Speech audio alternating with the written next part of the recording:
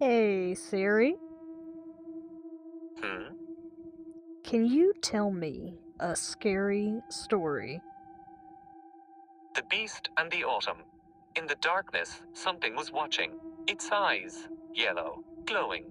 Its teeth and claws, honed by centuries of survival. Centuries of lurking among the human race, always silent, always close. The thing leapt, rising many times its own height. Once it had ascended, it stalked along the ledge, silent as a tomb, knowing what it must do. From this great height, the beast had only to touch its prey, and the poor doomed thing fell through the air, coming to rest with a sickening crunch. The man, asleep, oblivious, woke with a start, far too late. He ran, he saw, he cried out. No kitty, bad kitty. That mug cost me €10. Get off the counter. Nia was the beast's only reply. Then it scratched itself. Th- that was. But it was a cat! There was a cat! That wasn't a scary You know what? I want another one. I want another one. This one was bad. This one was Siri, Mhm. could you tell me a scary story? Stirring scary films and books into my cauldron of code. Here's one called The Deafening Menace. Emma and Carl suddenly froze. Through the wilderness, they could hear the creature approaching. They both sensed something menacing in the air. The beast darted closer, frantically moving this way and that, picking up the pace as it sniffed out its prey. Covered in thick hair, its eyes bulged with excitement. It was hungry, and it had its target in sight. Should we run? Whimpered Carl. No, whispered Emma, just stay deadly still. They had no other option anyway. The beast was about to make its attack. A deafening buzz filled Emma's ears as the creature darted towards her. She flinched, letting out a sudden gasp, as it flew right past her and headed towards the picnic hamper. Oh, it's not even a wasp. It's just a hoverfly, said Carl. Emma wafted the menace away and tucked into her second Scotch egg. And then? Does the story have an ending? Oh my. Oh. Oh my god.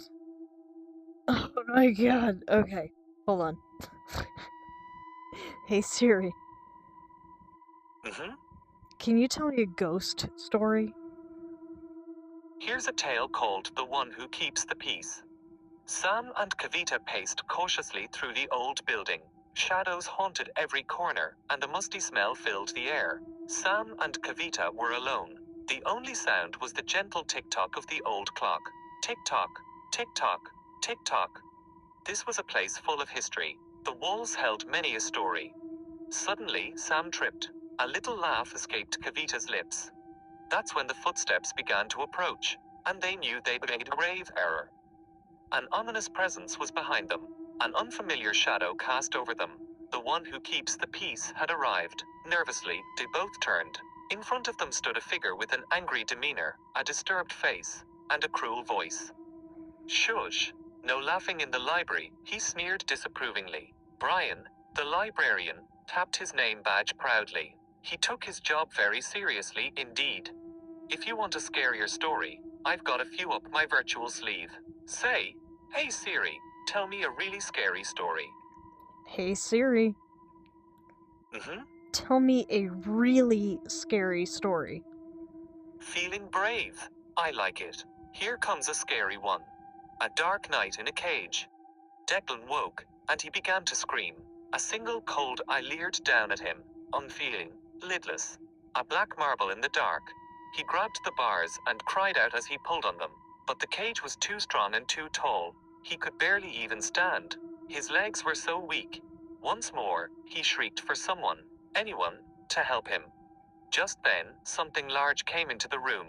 Its deep voice rumbling, making sounds Declan didn't understand. It reached into Declan's cage and took him, silencing his screams as a terrible stench filled the room. Declan had awakened his dad on the baby monitor. It was time to change his stinky nappy. I guess that was a scary one.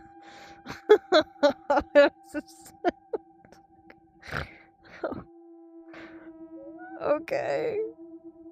Alright. Well, I suppose this was Scary Stories with Siri.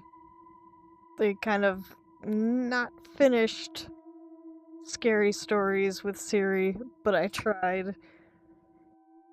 Hey Siri, Mhm. can you tell the audience goodbye?